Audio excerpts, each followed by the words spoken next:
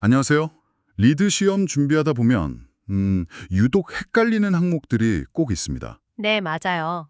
특히 그 워터 이피션시, WE 카테고리에서 정말 많은 분들이 비슷한 질문을 하시는데요. 아, 어떤 질문인가요? 분명히 저희 프로젝트에 빅물 집수조 같은 최신 설비를 설치해서 물을 엄청 아꼈는데 왜 필수 요건, 그 프리레퀴지트에서 통과를 못했나요? 이 질문이 정말 많아요. 아, 네. 그 질문이야말로 오늘 저희가 다룰 내용의 핵심을 정확히 꿰뚫고 있습니다. 오늘 바로 그 미스터리를 한번 완벽하게 풀어보려고 합니다.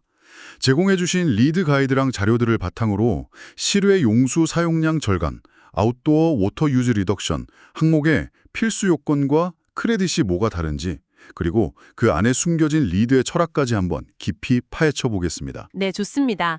그 질문이 중요한 게 단순히 규칙을 외우는 걸 넘어서요. 리드가 프로젝트를 어떤 순서로 또 어떤 논리로 평가하는지를 이해해야 하거든요. 롤리오. 네, 이 항목이 그 논리를 아주 명확하게 보여주는 최고의 예시 중 하나입니다.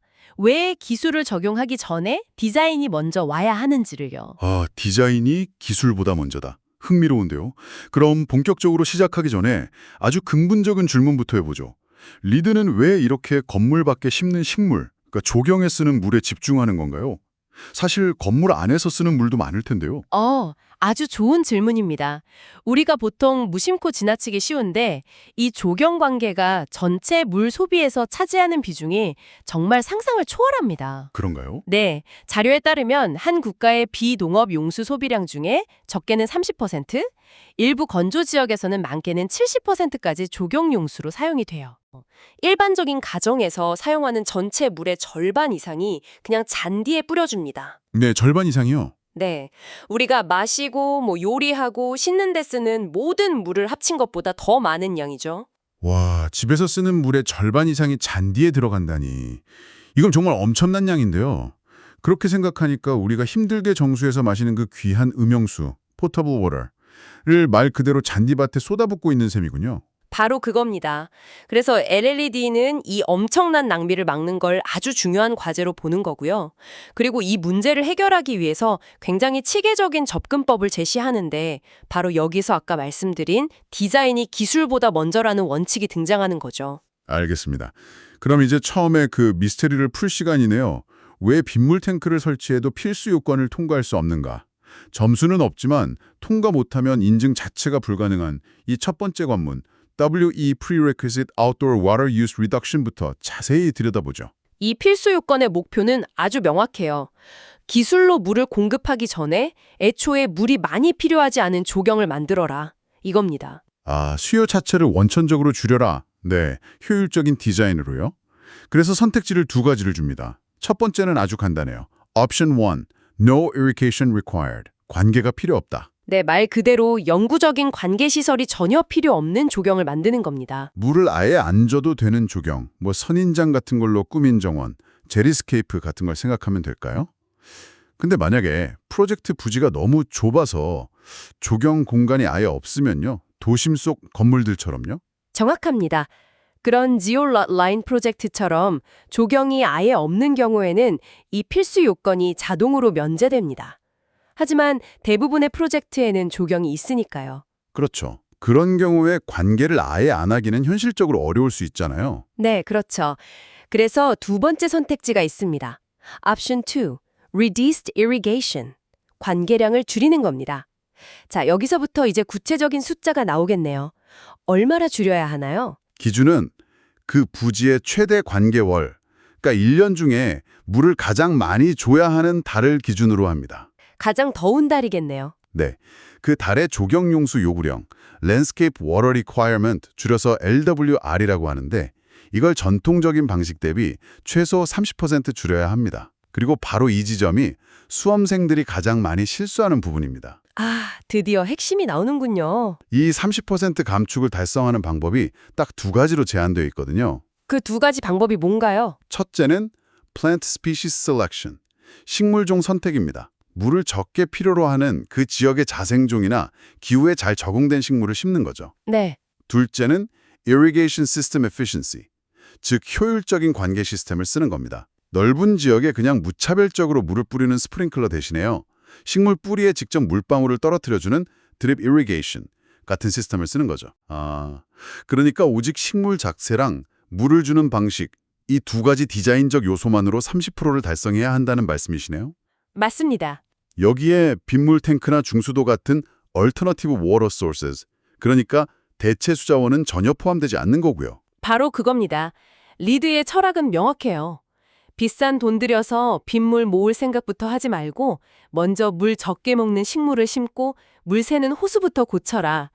이 기본을 지켰는지를 이 필수 요건에서 확인하는 겁니다. 그렇군요. 그리고 이 계산은 반드시 미국 환경보호청 EPA의 Water Sense Water Budget Tool이라는 프로그램을 사용해야 하고요. 한 가지만 더요.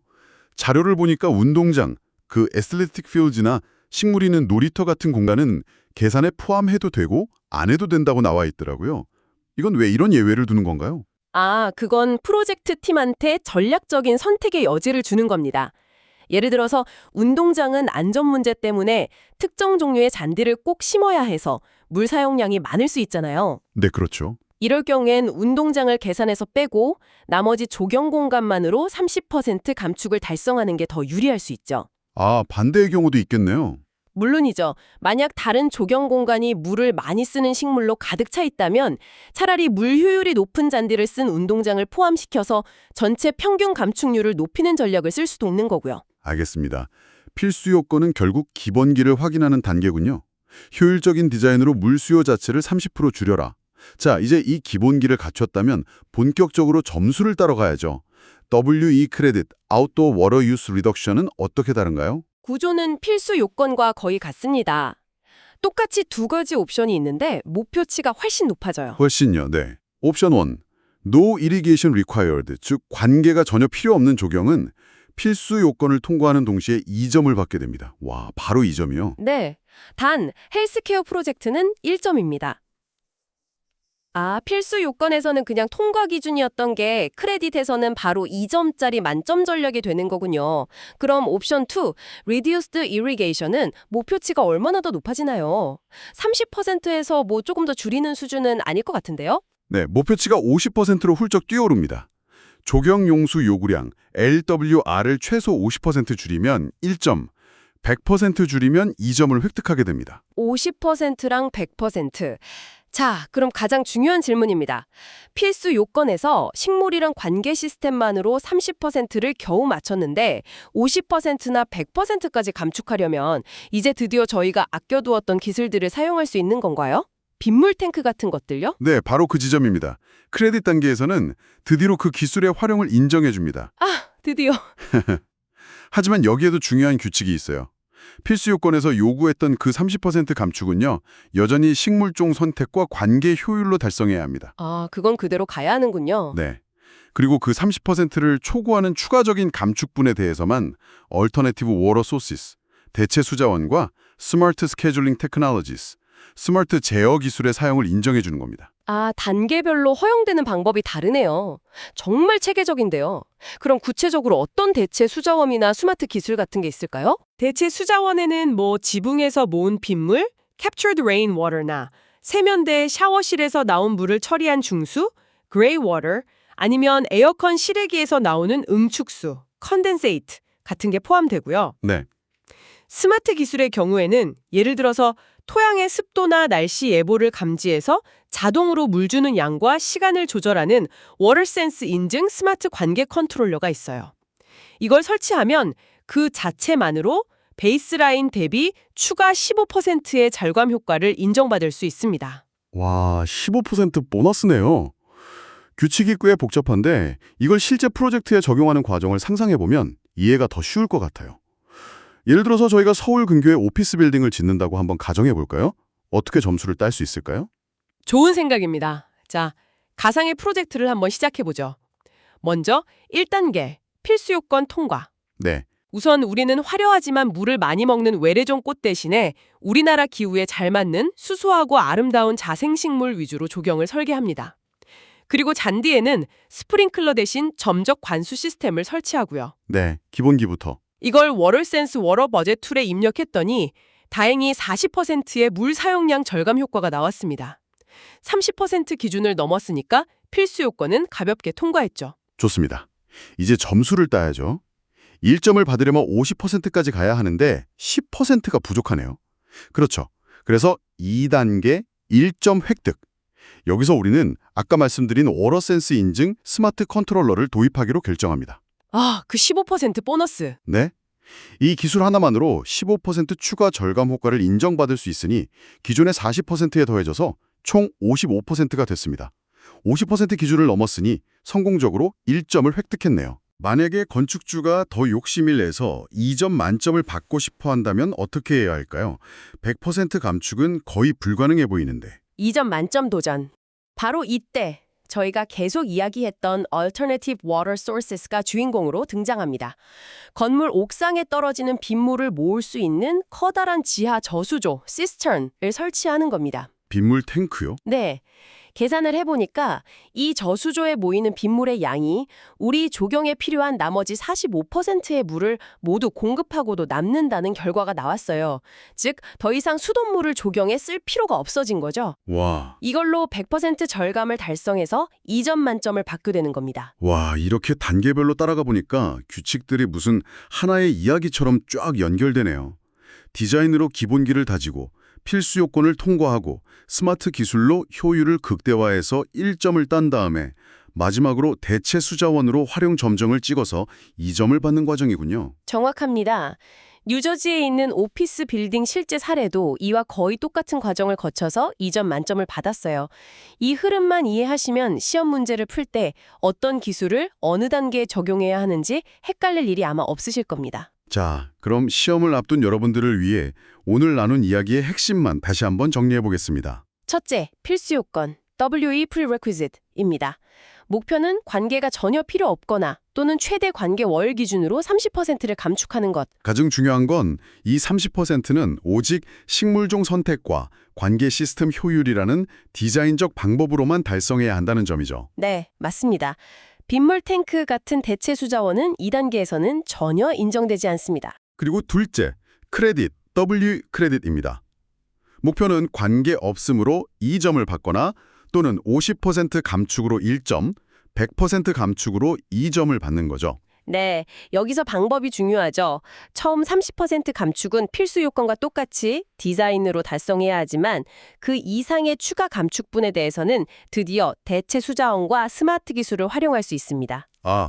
그리고 워터센스 인증 스마트 컨트롤러 설치하면 15% 보너스 점수가 있다는 것도 기억해 두시면 좋고요. 결국 이 모든 규칙이 의미하는 바는 리드는 지속 가능성은 값비싼 기술을 추가하는 게 아니라 현명한 설계에서 시작된다는 아주 강력한 메시지를 보내고 있는 겁니다. 기술은 좋은 디자인을 보완하는 역할을 할 뿐이지 그 자체가 해결책이 될 수는 없다는 거죠. 오늘 이야기를 나눠보니까 이 필수 요건과 크레딧의 구조가 단순히 물 절약 수치를 넘어서 리드의 전체적인 철학을 보여주는 하나의 축소판 같다는 생각이 드네요. 조경을 그냥 건물의 장식품이 아니라 그 자체로 하나의 고성능 시스템으로 보도록 유도하는 것 같아요. 맞습니다. 좋은 디자인이 가장 우선이라는 점을 끊임없이 강조하고 있는 거죠. 오늘 분석을 마무리하면서 여기서 한 걸음 더 나아간 질문을 한번 던져드리고 싶습니다. 지금까지 우리는 조경에 사용되는 물을 어떻게 줄일지에 집중했잖아요. 네, 그랬죠. 그런데 만약 이 조경이 수동적으로 물을 소비하는 역할을 넘어서 지붕이나 주차장처럼 불투수층에 떨어지는 빗물을 적극적으로 관리, 매니지하는 해결사 역할까지 할 수 있다면 어떨까요? 그건 바로 이 WE 캐테고리를 넘어서 SS 크레딧 레인워터 매니지먼트, 즉 우수 관리 항목과 직접적으로 연결되는 질문이네요. 맞아요. 조경 공간을 활용해서 빗물이 하수도로 그냥 흘러 들어가는 걸 막고 땅으로 흡수시키거나 재활용하는 것. 실외 용수 사용량 절감과 빗물 관리가 하나의 통합된 조경 설계 안에서 어떻게 아름다운 시너지를 낼 수 있을지 고민해 보는 것. 그것이 아마 이 분야의 다음 탐구가 될 겁니다.